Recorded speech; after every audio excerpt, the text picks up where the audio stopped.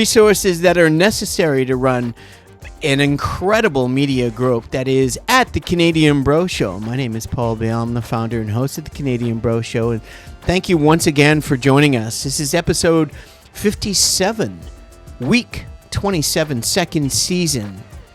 All basketball from the Hoop Junkies, Pauly and Rowley. And we are right in it. We are taping, my friend. We are taping. And we are right now getting ready for the game tonight. It's the Eastern and Western Conference Finals. There's 4 teams remaining for the NBA, the road to the NBA championship. Who is going to win? This is going to be more of a condensed show. We're going to do about 45 minutes plus in between an hour. We're going to start off with the Wnba. Season just started. We love the Wnba. We love basketball. We're the Hoop Junkies, Pauly and Rowley. And the gentleman on my right is Mr. Trent Rowley. This week he is now the sports prophet. That's right. And my name is Paul Bale. I'm the founder and host of the Canadian Bro Show. I'm filming from Kelowna, and Trent is filming from tropical and sunny St. Paul, Alberta, on the 16th hole of St. Paul's Golf Course. Trent, how you doing, bro? I'm doing good, man. How you doing? I'm doing pretty damn good, bro. Pretty damn good. I'm excited about the episode because this is, week 27, our second season, and episode 57. And here we are. After all of the episodes in our second season, it's been really interesting. It's been a fascinating year. I think it was better than last year. I don't think it's finished. There was a lot of blowouts, and that was disappointing. But a lot of guys are just not in it. They just want to collect their cash and go fishing and hunting and, go to Vegas or Miami or whatever they do. And or go back to families or in some cases go back to 10,000 acres. Where they have their own hunting and fishing on their own property. Can you imagine having a property like that? You don't have to leave, and you could sustain yourself forever. But in the meantime, we want to talk about the Wnba. Trent, please. He is not only, the main man with the plan and the past co-host with the most. He is the sports prophet and our specialist on the Wnba. Trent, take it over, bro. Yes, we are fabulously mediocre, as everybody knows. WNBA's last been 2 weeks. 5 games. Our girl Caitlin's averaging like 24, 9, and let's assume people don't know who Caitlin is. Caitlin Clark's the best female basketball player in the world. Turn it off now. Just turn this podcast off if you don't know who Caitlin Clark is right now. Yeah, I know. But people don't. Trent, I didn't know who she was 3-4 years ago for the most part. Yeah. But, I guess if you look at the standings, everybody would be, if you do follow W, you'd be a little probably surprised because some teams that are up there right now that are doing okay at 3-1 and even 500. Yeah, I think you probably see them fall down the road. There's so much change in the W this year with the free agency thing with the CBA. I mean, over 70% of the league were free agents. So Las Vegas basically picked expansion teams, of course. Yeah, 2 expansion teams, Portland, Toronto. Shout out to the Toronto. They're 2-2. I've watched them play. I like their energy. They did a good job with who they found as a coach. Finding the woman from New York, the girl. Yeah, I agree. And their uniforms, when they added the blue, the teal, man, that looks good. So, but they're more veteran than young, which is always smart. What happens. It's smart initially, yeah, of course. Right? Yeah, other teams are expending people that are older and not worth the contracts. Yeah, but they play hard, and you're going to get a couple draft picks. There's some really good players coming out of college in the next few years. Again, just like there was this year, like the top 7 players in college basketball next year or this coming year are all could be number 1 picks. I mean, Madison Booker from Texas, Juju, Hidalgo, Sarah Strong. Like, there's so many really good players. Yeah, it's exciting, eh? It's really exciting. So it's really great for women's basketball. Um, Basketball in general, not just women's basketball. yeah, Basketball in but, general. yeah, We're hoop junkies. Vegas is the defending champs. They're 4-1 already. Them signing, excuse me, them signing Kennedy Carter, who used to play for the Sky. She's more famous for hip checking Caitlin Clark. Well, that girl, she's been playing in Mexico and China the last couple of years. Yeah. She is such a good player. Yeah, she is. There's obviously some type of mental problem. I mean, you could No, it's not really. No, you know what it is? It's funny, I was thinking about that, and I know who you're talking about. What's her name again? It's so big. It's insane. Like, she was talking What is she, Lithuanian or something? I don't know. Kennedy Carter, man. She's an African-American girl, man. The white chick that also took her out. She was bigger as well. The guard that was nasty, dirty. From Australia. Yeah. Oh my God. So these gals, and when you're over playing in professional basketball in Europe in FIBA, in the Federation International Basketball Association, and these gals are making six figures, and they're making net, and they only have to play 5 months, and then they can play the WNBA as well, and they're complaining about salaries.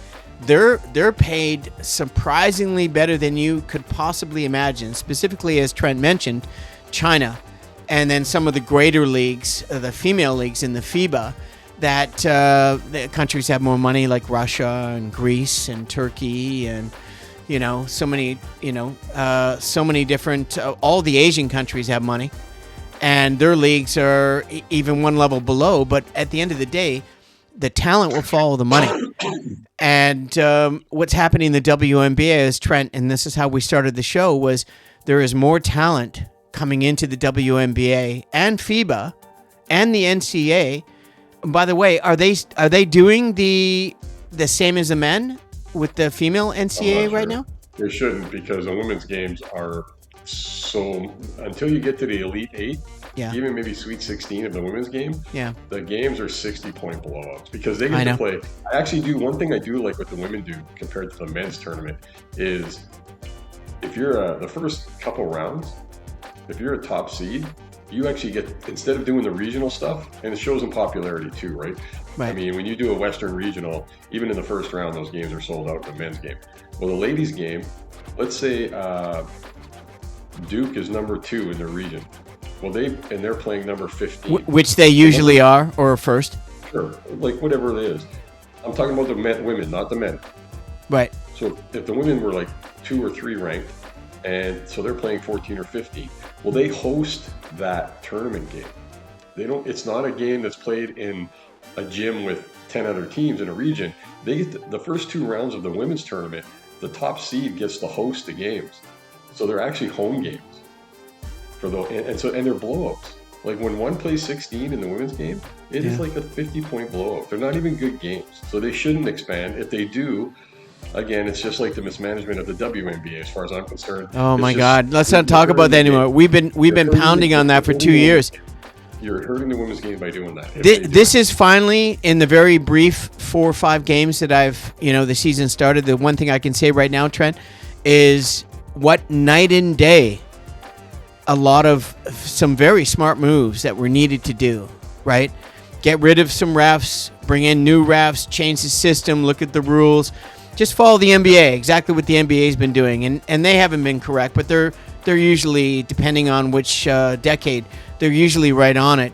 And just watching the game and the way it's reffed, just the 2 games that I've watched thus far, encouraging.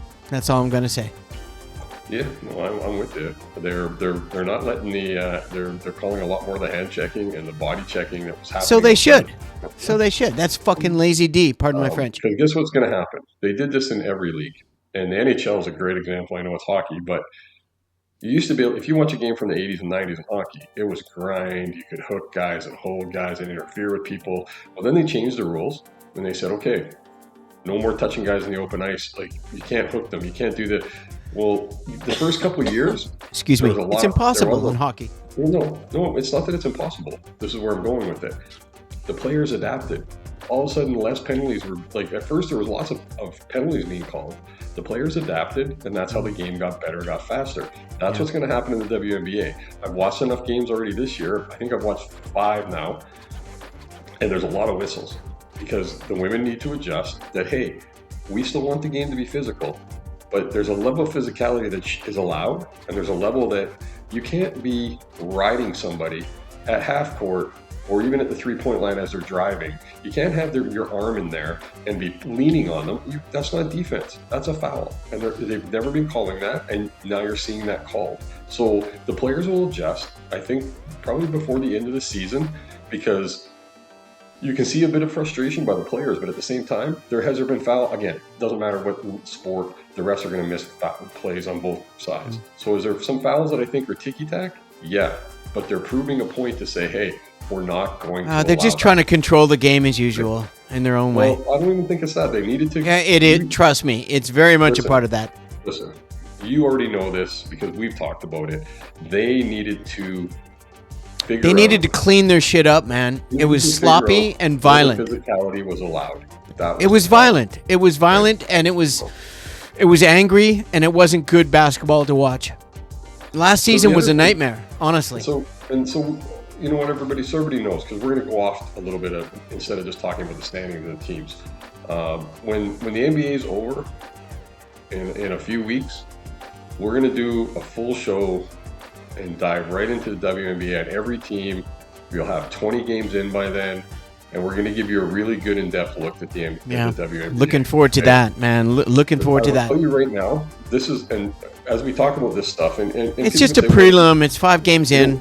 No, but you don't want to be, people like, oh, you don't want to be negative. Okay, telling the truth. No, we're not being negative. We're being frank.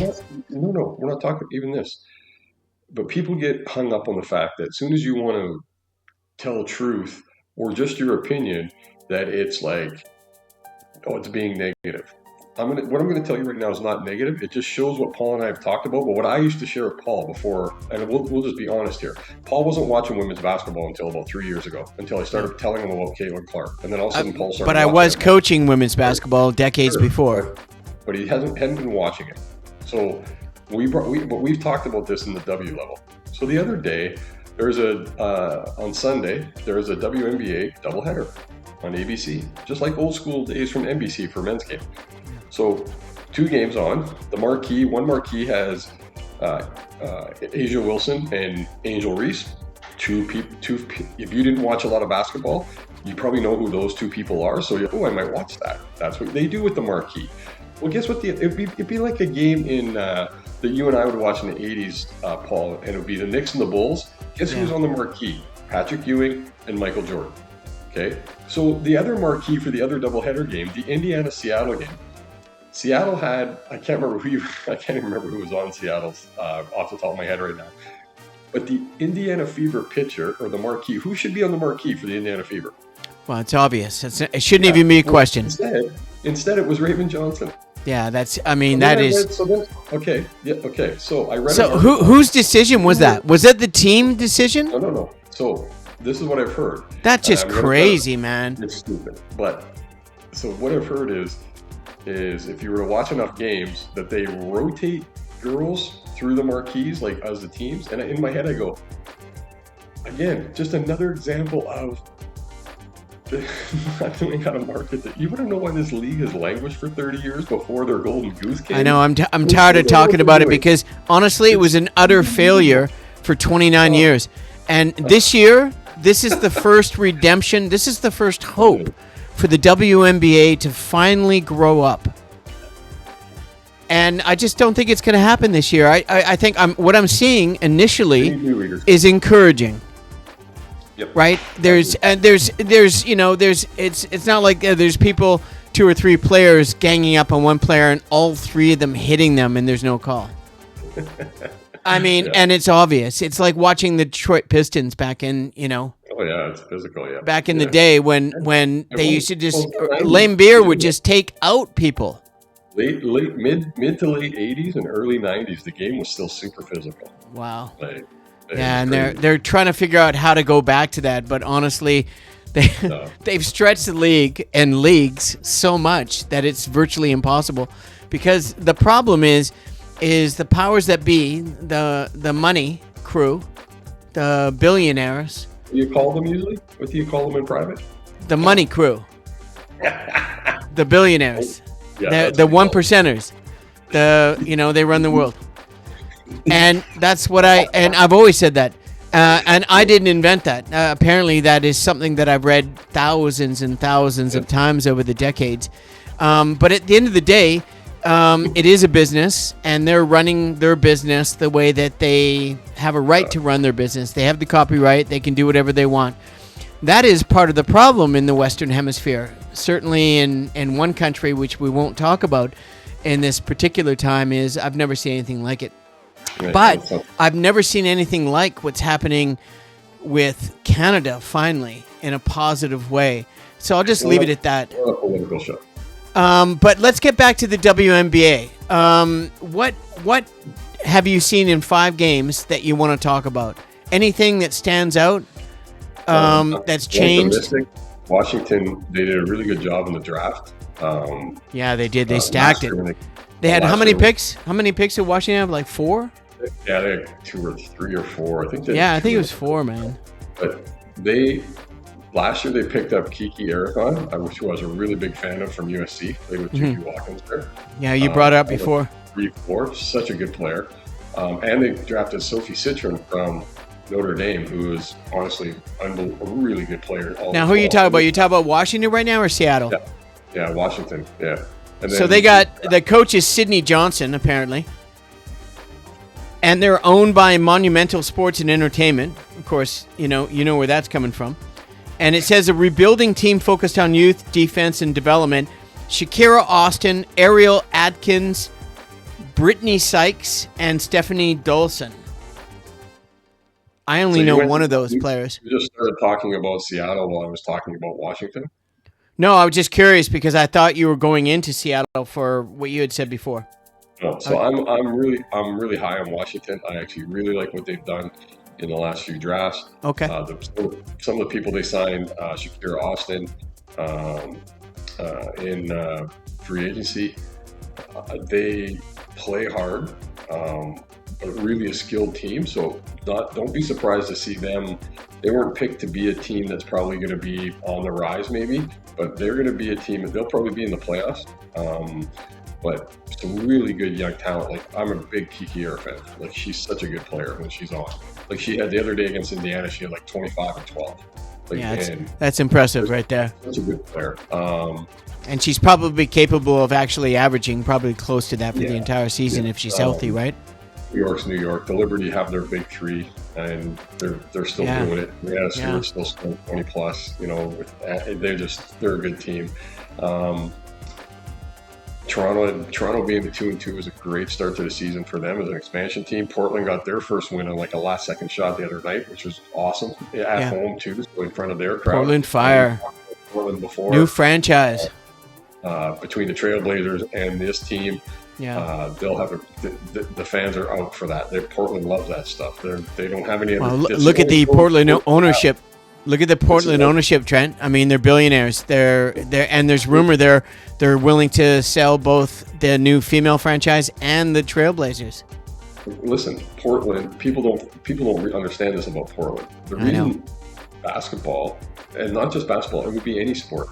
The only professional franchise that they have of the 4 major sports is basketball. They have a WNBA team and they have an NBA team. Yeah. Well, so we're not even counting the NBA or WNBA. Yeah. They only have one team, Portland Trailblazers. Yes, they have a team in soccer. Nobody watches fucking soccer. Yes, they have, they call it football in the rest of the world. It's popular. I mean, listen. It's the number 1 popular sport in the world. Major sports. Portland has one team, and it was in the NBA. So this team's getting support.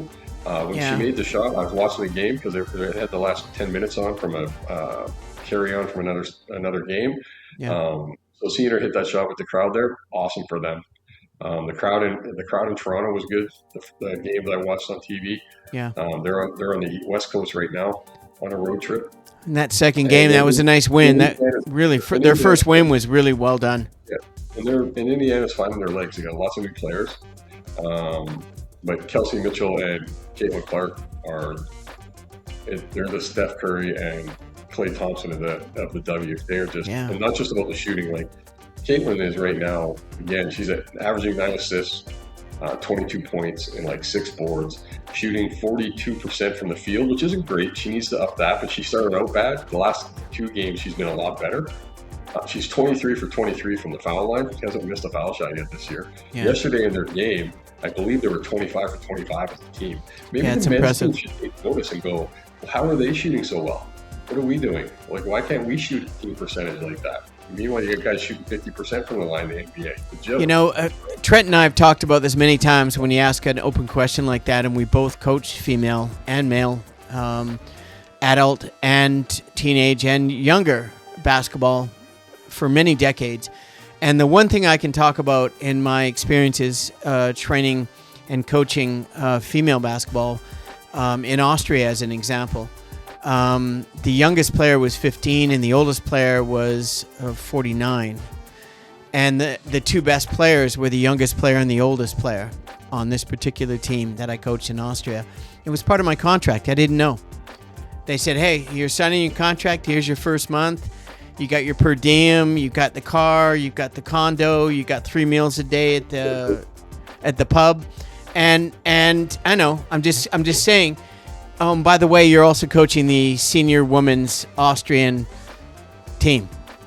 And the one thing I can say about the women is the fundamentals, how fundamentally sound they are in absorbing the correct fundamentals of basketball, and how you adhere to that is remarkable, and it's far superior to the men. They have all the athleticism and everything and the height and everything, but women, cerebral, it's amazing. I just want to bring it up, Trent. We talked about it. It's very important. WNBA, you see it all the time. The talent level is unbelievable. Yep. So, who do you got next? No, we're not gonna. We that's about it on the W. We're gonna dive in deep to the dub. All right, let's go east. Let's go east. Right. So we're talking about the Eastern and Western Conference Championship Finals.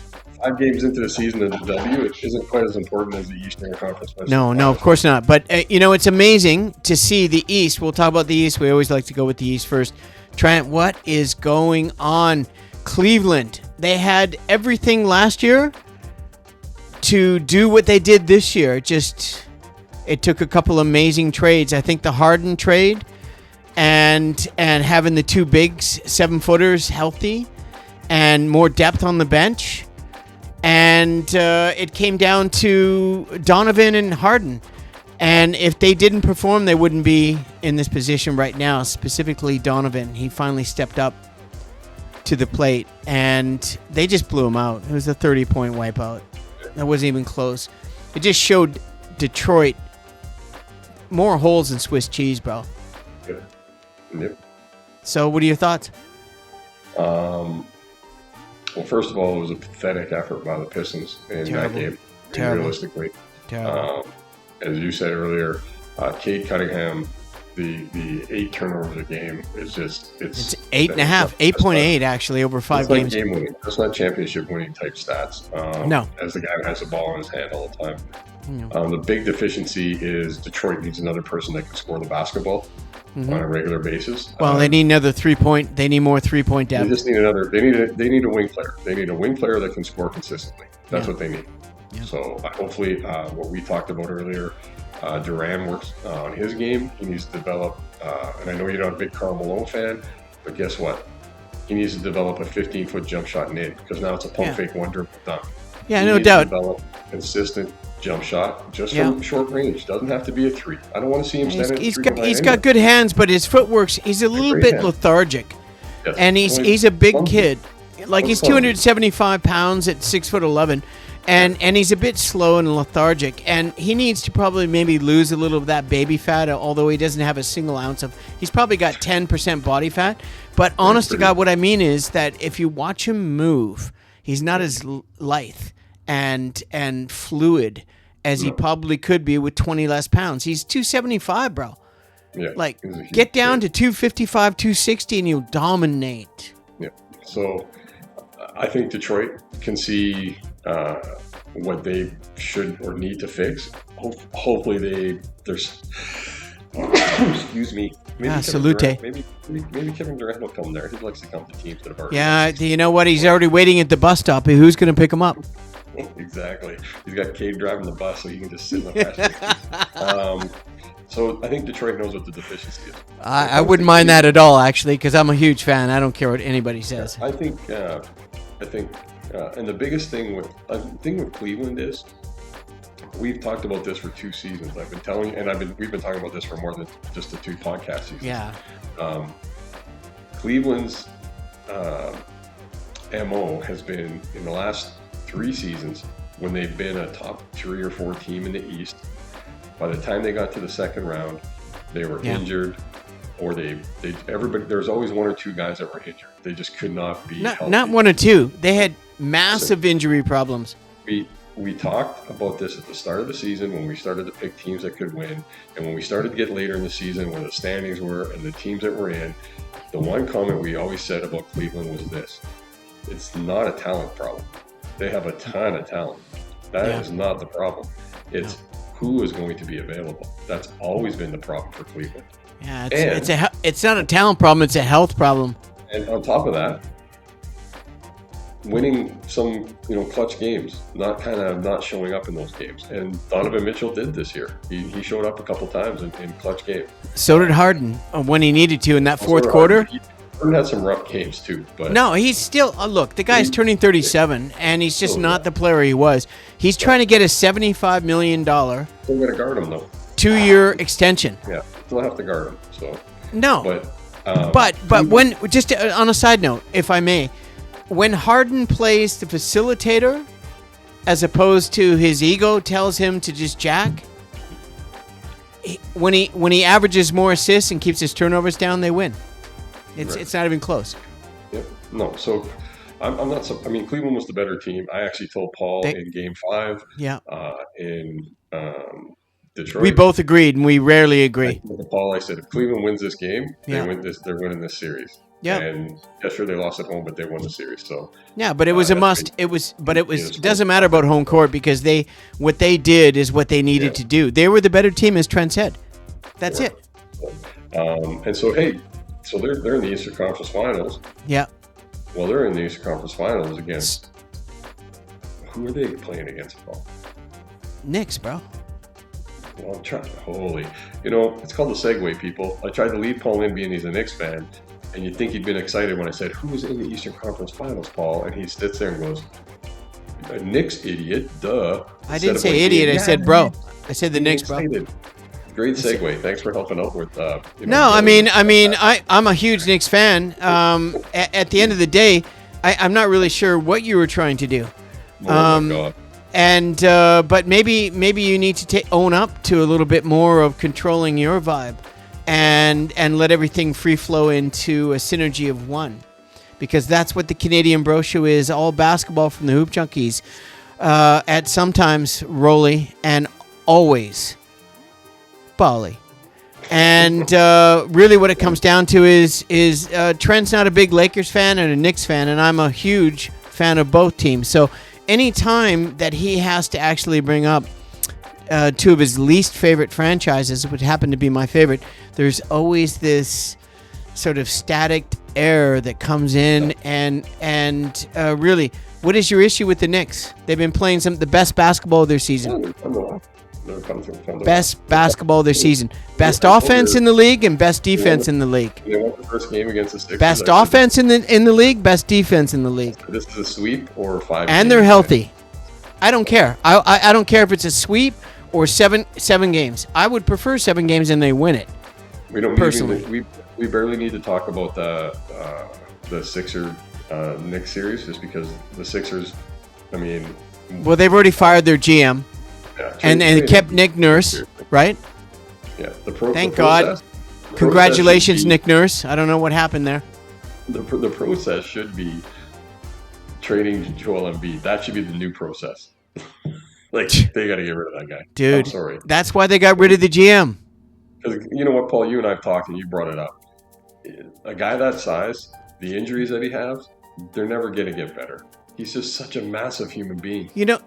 Honestly, and this is not to, but some of the injuries that happened, like the appendix recently, and I'm like, this guy is cursed, man. Somebody in his hometown or county has cursed him because he has everything that anybody could want in the world. He's 7'2", he's charismatic, he's intelligent, he speaks 5 languages, he's a multi-millionaire. And he is one of the most injury-prone players I've ever seen in the history of the NBA. Yep. And there are times where he's lying on the floor, and it's like, what now? And listen to Charles Barkley and all the ESPN crew, all of the shows. And the guy's an enigma, man. And it's like either it's really bad, mojo, or he's cursed, or he's brittle as hell. And we've seen other big men in the history of the NBA that come in and they're brittle, man. They just fall apart. Think about it. He came into the league as a draft pick and didn't play his first season. And they knew picking him, he wasn't going to play because of his back.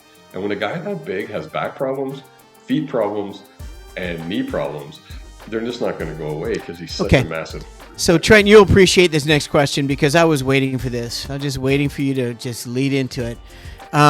And so you take the top 20 players in the NBA that are actually still playing and should be by next season or currently at the remainder of this season. Where is Joel Embiid in terms of how much money he's made in his career thus far out of the top 20? Let's take a guess. I'd say probably between 8 and 12. Yeah, that's pretty good. 8's closer. He's actually 6th or 7th. But what's interesting about all those 20 players, he's played the least amount of games next to Paul George, who's also in the top 20. Yeah, and they both happen to be on the same team. Yeah. And this organization has fired their GM because they gave away $1 trillion to 2 aging stiffs that have always done the exact same thing in their careers. They're both great players. They're both very talented players. We're not being harsh in that respect, is that if Trent and I are putting on the GM hat and the ownership hat, I don't care what hat I'm wearing, I'm going to run it tight, and I'm going to run it like OKC. It's the best franchise in the history of the NBA in the last 20 years.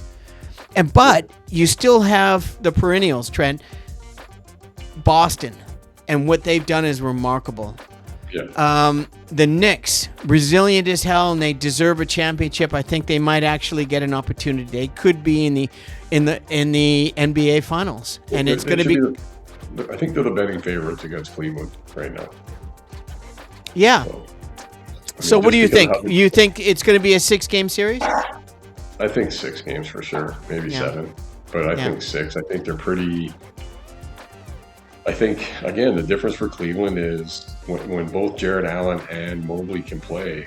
Yeah. That's a big deal. People don't understand that having 2 skilled guys that size. My God. The defensive player of the year and the the second half of the year he had. My God. Yeah, it's such a bonus. You have 2 skilled guys that are that big, and then you add James Harden to that. Harden is really, I think Harden's the most important piece, even though he's declining. I actually think one of the most important players so far that I've seen is Max Strus. That guy is just playing out of his mind right now. Yeah, he's desperate. He's already been tossed aside so many times. Whatever, but that doesn't mean he can't be. No, I think I agree with you, but honestly, he's a bit of a scrub. He's always injured, and that's why the Heat dropped him. And he's a big guy, and he's got good hair and a nice headband, but he's very, very inconsistent. One of these streaky shooters. And seriously, there's better players on the bench. Tyson should be playing a lot more, and they were playing. He had a great season, and they just disappeared him. And then LeVert, it's like on the coach's whim. And at the end of the day, I think really what it came down to, Jarris, because with their starting point guard, he's going to be injured 25 games a year. He's always injured. There's always something, and it's unfortunate. But Cade, in fantasy, in my 8 teams, I got them in the seventh pick on 3 different teams. We're talking about the Knicks and Cavs. I know. I'm just saying point guards. So my favorite point guard in the NBA currently is the Canadian SGA.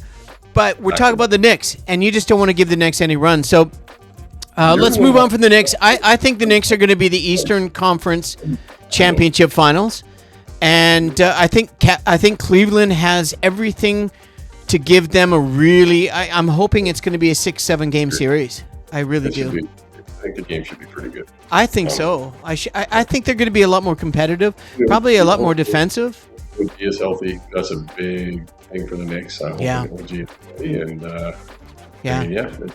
they should be good games. They should be really good post type basketball. Yeah, I'm excited. So you want to head over to the Western, Trent? What do you got? I know what you got.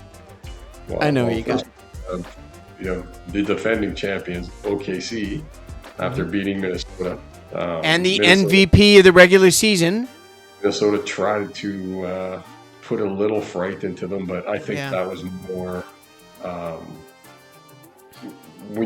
People don't realize it, and I know that they're professionals, but any sport, especially hockey and basketball, when you're watching in the playoffs, when you sweep someone and you get a full week to a week and a half off, well, these other teams are playing, and you got to remember these games, they're more intense than regular season. Their guys are playing harder. Well, when you've sat for over a week, and the team that you're going to play just finishes a series that they, 3 days before that. Well, a lot of times that team coming in from winning a series, a lot of times wins that first game because that one team is just, it doesn't matter that the professionals, there's rust there, right? I think, so this was a better thing for OKC. At the same time, if I may, after 120 games in a season, they're paid professionals. You can't afford to be rusty at the best possible or the worst possible time to be injured for any player. But I know what you're saying. It's human nature. It just is. No, I disagree. I was hardly in all of my career, just myself, I was hardly ever injured. And when I did, it was the most disturbing thing I've ever experienced. And watching basketball for 100 games every season and watching these pussies barely play 50, 60 games and get paid this, it still pisses me off. Well, I was happy to see Edwards. He sucked it up and played when he had with both knees injured. Good on him for trying to gut it out for his team. Jason Tatum had a sore knee, so he decided not to play Game 7. Yeah, so, not a good move. Not a good move. But yeah, OKC. Again, you and I talk about it. We text during the games, and the depth that OKC has with Wiggins and the kid they got from Philadelphia, McCain.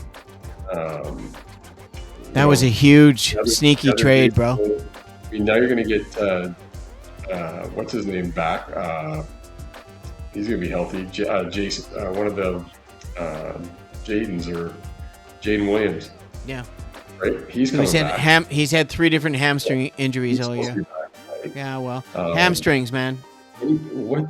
How they just roll people.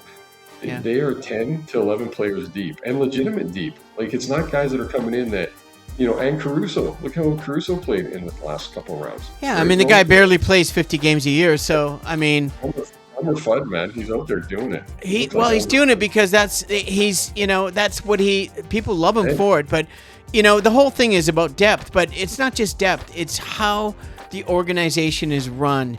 It's how the current GM has orchestrated. He has 17 picks in his back pocket. So now everybody's always talking about how do you pay all these players? Because now you guys got locked in all the big money. You're hitting the aprons. You're doing this, and how the management of the roster over the last 15 years is remarkable. And they have the money. They have everything. And honestly, between them and the Spurs in the West, and who knows what happens? There's rumors going around about the Lakers, of course, once again. about the Greek Freak going there and trading, Alabama. What's his face? See, Paul has to. So even though the Lakers are out, this is Paul's fandom. He has to get Lakers in every episode. Doesn't Not matter at all. if they're out. Not at all. No, it's just it's interesting because you have the top 3 best player in the world, who's on the Lakers, and the Lakers are not going to pay him, and he's already said he's willing to take a pay cut. But really, at the end of the day, Trent's saying that the OKC should win the Western Conference Finals. Is that what you're trying to say? We haven't talked about the Spurs. I'm unfortunately, the way you talk about the OKC management, you could probably say the same with what's going on in San Antonio with their management. Geez, I wonder where they got that from. OKC actually probably copied the Spurs and Pop. Trust me. Spurs had some downtime, but overall, they're the OGs. Look at that franchise. The Spurs are. This series, it's going to be super fun to watch this game tonight. This first game. Been looking forward to it. My God, so much so. Eastern Conference and Western Conference Finals, and usually the finals now, when we talk about the game being physical, they do seem to let. When teams are complaining about OKC, like, they let OKC play physical, but not against them. Just not true. The OKC games and the Knicks games, they're always physical games. Both those teams want to play D that way. And they let both teams play. And once they decide that both team players realize that, the basketball becomes so much better when it becomes. So Trent, let me ask you. Your point is 100% correct. And anyone that knows sports and specifically basketball, we all know when you're on a team, and that synergy of team and character are all clicking, that the more aggressive they are defensively, fundamentally sound in their defense. Not cheap shots and all this stuff, but more aggressive, they have a tendency to get the calls and win more often than not. That's just how it works. Yeah. So good point. I agree 100%. And I think the Spurs play like that. I think they're the team. I think if anybody can beat OKC, I think the Spurs can surprise them and surprise everybody. And I don't think it's a surprise anymore. I don't think so. And I actually think the Spurs get the game tonight because OKC, they've had so much downtime. And they're happy and laughing and chill. They're so good, eh? I know, it's incredible. You'd be happy and glad too if you swept the Lakers. Not just sweet that they're what? They're 21-0 or whatever. It's like, dude, the stats don't lie. You know what I'm saying? San Antonio, because of how they had to play against Minnesota, and kudos to Minnesota. Minnesota upped their physical game in the playoffs. Kudos to them how they played the Nuggets and the Spurs. Yeah. I love when the Spurs. Stefan Castle this. I know he won Rookie of the Year last year. Yeah, he's beast mode. This is a huge coming out party for him. He's a beast mode. He's going to perennial first team All-Star for the rest of his career. He has just been a beast. Scary mofo. But honestly, like Harper, just the way they've drafted and put together that front. It's awesome. It's really impressive. And no one talks about Fox. He's one of the best point guards in the league. When you have Darren Fox, Harper Jr., Steven Castle, Julian Champagne, and Victor Wembanyama out, or you have... And the six man of the year, Sheldon, the Cowboy. They're ridiculous, and they're super young. And they got 3 7-footers backing up Wemby. It's, again, when you have a guy like Victor Wembanyama. Oh, my God. He's a freak of nature, bro. He is the future of the NBA. Come on, man. Anything from the foul line down, he can challenge. So now it makes, what your shots are because he's in the lane. Yeah. They just, again, I would not be shocked. And I think San Antonio, 8'1". 8'1". I think they were 4-0 against OKC this year, San Antonio. Yeah. So. Yeah, that's a good point. That's a good point. I don't know if you watch enough basketball. I don't think you can, and especially these playoffs. I don't think you can be shocked if San Antonio. I don't watch the blowouts, bro. I can't do it. No, I'm just saying. I don't think you're shocked if San Antonio. No, we're right on this. I have a good idea who's going to win the whole NBA championship right now. And I honestly, I've got the Knicks and the East. Well, I'm rooting for the Knicks. in the East to win the Eastern Conference Finals. And in the West, of those two teams, I think OKC is the world champions, and they have the MVP, best Canadian point guard in the world, and they have a great team, but I think Wnba is going to shock everyone, and I think San Antonio Spurs are going to win the NBA championship this year. It wouldn't be a shock. I'm just telling you right now that this Western final, it's the NBA Finals. One of these two teams is winning the championship. Absolutely. Well, obviously. I mean, I don't think same thing in the East. I mean, the Cavs have some length to play against them. Yeah, but they on. You know what? I'm excited, bro. I'm excited, but let's wrap this up. It's been a wonderful episode. I mean, I'm really glad we had the opportunity to do it. I appreciate you finding the time because I know you're super busy, and it's really encouraging to hear the weather's nice. Because hopefully I'll see you in the next couple weeks and be flying in. But in the meantime, everybody, thank you very much for joining us at the Canadian Bro Show podcast. The first iteration of the Canadian Bro Show podcast, if you haven't joined us before on our free, fantastic free YouTube channel, it's growing, is we've got 76 episodes on all things Canadian with Pauly and Johnny. And we kind of focus on pop culture, but mostly Canadian stuff right across the board. We're just a Canadian podcast, and is the Canadian Bro Show. And my name is Paul Bale. I'm the founder and host of the Canadian Bro Show, the podcast. And my main man, my other main man is Johnny, and that is the first iteration. Our second iteration, when Trent actually decided to say, hey, I'm interested, let's go, because we've been talking about hoops for 3 decades plus. Well, I said, let's do a second iteration on the Canadian Bro Show podcast and do all basketball from the Hoop Junkies, Pauly and Rowley. And thank God he said yes, because 2 years ago now, we are into our second season, episode 57, week 27. And a little bit of WNBA action. We'll be doing a full breakdown of the WNBA in the next couple of weeks as the NBA road to the NBA championship playoffs continue. We're super excited. The game's going to start tonight. Trent's in Mountain Time in St. Paul, Alberta, and I am in Kelowna in the Okanagan Valley in British Columbia. And what a great episode, Trent. Thank you again for joining us. And I'm so excited to see you in a couple of weeks and give you your birthday present, Christmas present, birthday present, Christmas present, birthday for, say, 10 years. I've got a gift for all 10 years. And I'm really looking forward to be able to give that to you. And please tell your wife in advance, no disrespect, I gave her the basketball shoes last year. That's as best it's going to get it this time. I'll give her hugs and make her good food. I love her. Love you. Thank you very much for joining, everybody. For those that are interested in this show and interested in basketball, and you enjoyed it, you just fell into our lap.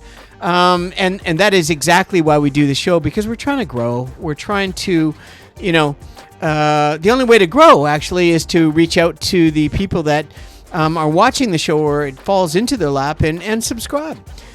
Subscribing is easy. You just pause the channel and there's a little knob on the right-hand lower part. It's a YouTube button. Just hit that, subscribe, like, comment, share.